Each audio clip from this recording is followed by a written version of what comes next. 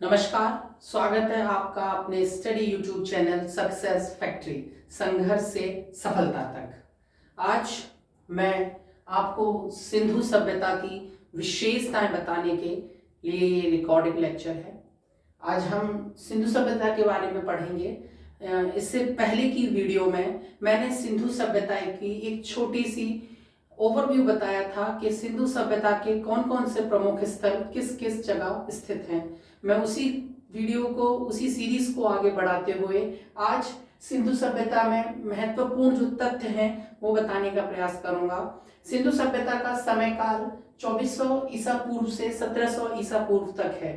2400 ईसा पूर्व से 1700 ईसा पूर्व तक सिंधु सभ्यता का काल माना जाता है। सिंधु सभ्यता के काल को निकालने के लिए रेडियो कार्बन C24 से ये डेटिंग करी गई है। रेडियो कार्बन C24 एक ऐसी पद्धति है जिसके माध्यम से हम कार्बन के माध्यम से डेट का पता लगा सकते हैं कि कौन सी चीज कितनी पुरानी है। सिंधु सभ्यता का समय प्राक ऐतिहासिक काल कहलाता है।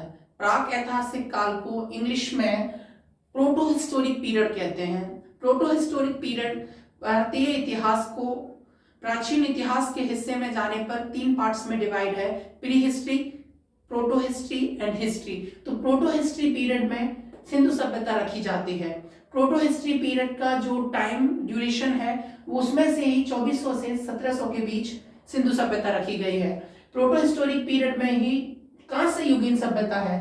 अगर प्रश्न पूछता है कि सिंधु सभ्यता किस समय से बिलोंग करती है तो आप बताएंगे प्राक ऐतिहासिक काल से या प्रोटो हिस्टोरिक पीरियड से। अगर प्रश्न होता है कि किस युग से बिलोंग करती है तो आप बताएंगे कांस्य युग से, क्योंकि इस युग में कांस्य का प्रयोग होने लग गया था, इसीलिए सिंधु सभ्यता को कांस्य युगीन सभ्यता कहा जाता है। सिंधु सभ्यता के जो नागरिक थे, जो निवासी थे, मूल रूप से वो द्रविड़ से आए हुए थे या भूमध्य सागर की तरफ से आए हुए थे। सिंधु सभ्यता की जो लिपि है वो भाव चित्रात्मक लिपि है, और अगर कोई भी लेख सिंधु सभ्यता का एक पंक्ति में लिखा हुआ है तो वो दाएं से बाएं की ओर चल रही है, और अगर दूसरी पंक्ति का लेख है तो वो बाएं से दाएं की ओर चल रही है। इस भाव चित्रात्मक लिपि को पढ़ने में अभी हमारे आर्कियोलॉजिस्ट सक्सेस नहीं हुए हैं, इसीलिए प्रोटो हिस्टोरिक जो पीरियड है वो ऐसा पीरियड है जहां चीजें हमें लिखित रूप में साक्ष्य हैं, परंतु हम लोग उन्हें पढ़ने में अभी सक्षम नहीं हैं। सिंधु सभ्यता एक नगरीय सभ्यता थी। वहां की जो निवास था, जो रियायत थी, जो रहने का तरीका था वो एक नगर की तरह था। जो चीजें नगर में अवेलेबल हैं वो चीजें वहां भी उपस्थित थी। सिंधु सभ्यता के जो मकान बने हुए थे वो ग्रीड पद्धति से बने हुए थे। ग्रीड पद्धति का अर्थ होता है एक क्रम से सारे मकान का लगना और एक चौराहे पर जाकर उन सड़कों का आपस में काट देना, उसे ग्रिड पद्धति कहते हैं। नगरीय सभ्यता का अर्थ है यदि आपके यहाँ पानी के लिए अच्छी सुविधाएं उपलब्ध हो, सड़क हो, यही नगरीय सभ्यता का अच्छा उदाहरण है। नगरीय सभ्यता में सिंधु सभ्यता के जितने भी स्थल हैं उन स्थलों में सभी के द्वार, खिड़कियां, दरवाजे और खिड़कियां पीछे की ओर खिलती थी, मतलब रोड की तरफ नहीं खुलते थे। ये प्रश्न पूछा जाता है कि किस सभ्यता में घर के खिड़की और दरवाजे मेन रोड की ओर ना खिलते हुए पीछे की ओर खुलते थे। तो सिंधु सभ्यता में ऐसा ही होता था कि सारे खिड़की और दरवाजे मेन सड़क की ओर ना खुलते हुए पीछे की ओर खुलते थे। परंतु सिंधु सभ्यता का ही एक स्थान है लोथल, जो गुजरात में पड़ता है। चूंकि वो एक बंदरगाह था और बंदरगाह होने के कारण वहां पर जो है वो आवागमन बड़े स्तर से होता था, इसीलिए वहां खिड़की और दरवाजे मेन सड़क की ओर खोल रखे थे। फसल की बात करें तो सिंधु सभ्यता में गेहूं और जौ मुख्य फसल के रूप में थे। यदा कदा वहां पर चावल और धान के साक्ष्य भी पाए गए हैं, परंतु मुख्य फसलों में गेहूं और जौ रहेंगे। अगर पूछा जाए कि सिंधु सभ्यता के लोग मिठास के लिए क्या प्रयोग करते थे, तो सिंधु सभ्यता के लोग मिठास के लिए शहद का प्रयोग करते थे। सिंधु सभ्यता में तोलने की जो इकाई हुआ करती थी वो 16 के अनुपात में हुआ करती थी, अर्थात 16 लीजिए, फिर उसके दुगना लीजिए, उसका तिगुना लीजिए, पर उसी के क्रम में अनुपात चलेगा। ठीक है। सिंधु सभ्यता में मातृ देवी की पूजा करी जाती थी। ऐसा इसलिए कहा गया है क्योंकि मातृ देवी की प्रतिमाएं सिंधु सभ्यता की खुदाई में प्राप्त हुई है। सिंधु सभ्यता में वृक्ष का पूजन हुआ करता था, साथ ही साथ शिव की पूजा होती थी। शिव की पूजा के साक्ष्य हमें पशुपति की मूर्ति से मिले हैं। शिव की स्वास्तिक भी सिंधु सभ्यता से ही मिला है। और परंतु साथ साथ ऐसा भी कहा गया है कि सिंधु सभ्यता में कहीं भी मंदिर के अवशेष नहीं मिले। तो हम ये कह सकते हैं कि सिंधु सभ्यता में मंदिर नहीं थे, अर्थात जो पूजा की परंपराएं थी वो मंदिर में ना होकर हुए प्राकृतिक रूप से हो रही थी। सिंधु सभ्यता में धरती को उर्वरता की देवी भी माना जाता है। इससे प्रकृति पूजा और वृक्ष पूजा के साक्ष्य प्रबल हो जाते हैं। सिंधु सभ्यता में जो शव थे उन शवों का दहन करने के लिए दोनों पद्धतियां अपनाई जाती थी, जलाए भी जाते थे और दफनाए भी जाते थे। सिंधु सभ्यता में शवों को जलाए जाने का प्रमाण मोहनजोदड़ो से मिला है और शवों को दफनाए जाने का प्रमाण हड़प्पा काल से मिला है, अर्थात हड़प्पा स्थान से मिला है। ये सिंधु सभ्यता की मुख्य विशेषता थी जिनसे अक्सर प्रतियोगी परीक्षाओं में प्रश्न पूछे जाते हैं।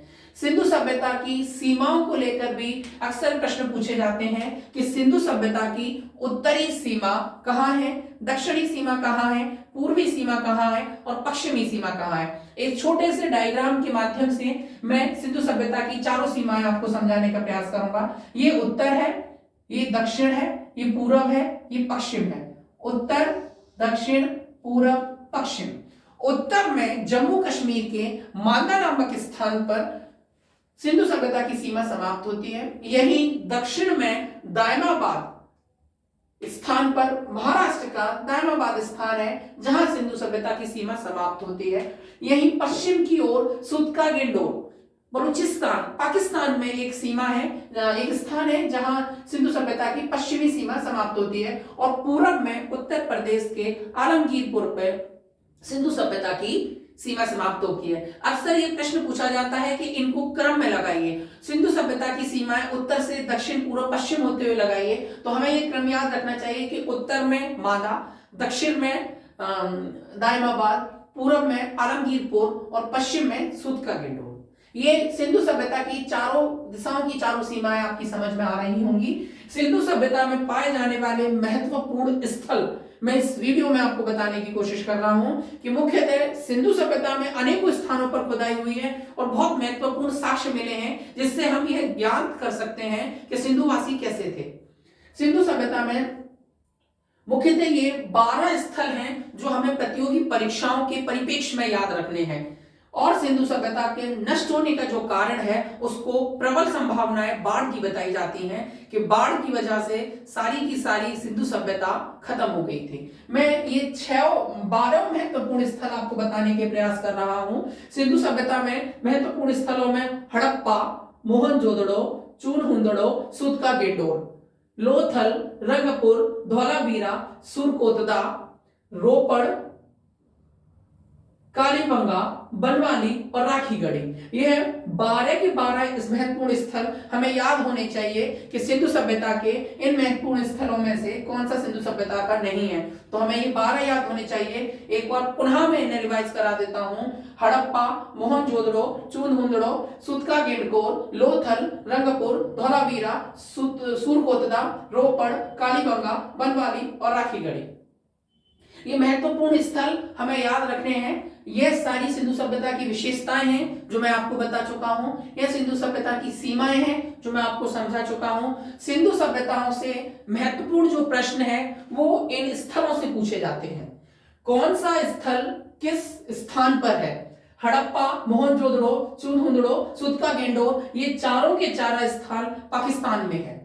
ऐसे ही कौन सा स्थल कहां है ये दर्शाते हुए मैं अपनी अगली वीडियो में आपको विस्तृत रूप से यह बताऊंगा कि सिंधु सभ्यता के महत्वपूर्ण कौन सा स्थल कहां पर है, किस राज्य से बिलोंग करता है, किस प्रदेश से बिलोंग करता है और किस देश में है। साथ ही साथ सिंधु सभ्यता की अनेकों स्थलों से जो खुदाई में हमें सामान प्राप्त हुआ है, जो वस्तुएं हुई हैं, वह भी मैं आपको अगली वीडियो में बताऊंगा कि कौन से स्थान से कौन सी वस्तु हमें प्राप्त हुई है। Thank you.